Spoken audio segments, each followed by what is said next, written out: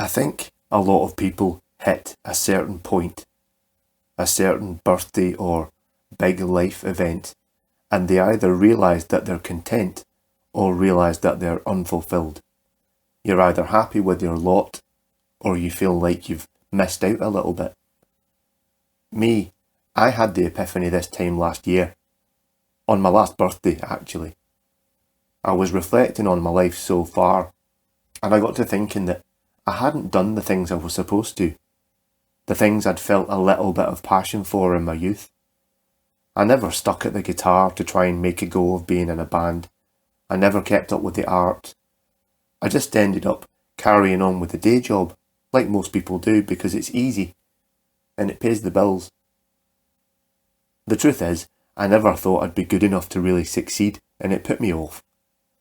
I was never going to pay the bills with my guitar, when there were so many other vastly more talented musicians out there, and I was never going to break into comic illustration for the same reason. My drawings were okay, but they wouldn't have stood out to anybody. But then I got to thinking, well, it shouldn't be about that, should it? It shouldn't be about making money. If you want to create art, it should be for you. If you want to be good at something, you should get good at it to satisfy yourself.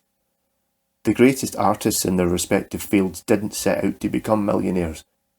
They did it out of love for creating art. And that's when it hit me.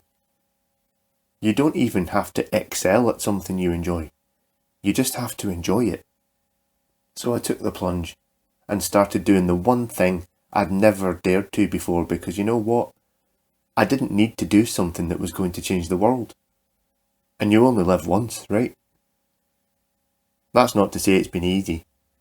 Even now, a full year on, I mistimed it with the chloroform last night, and the one I've got up in the cabin right now managed to gouge out a good scratch on my neck before I got her in the van. I had to be careful with that.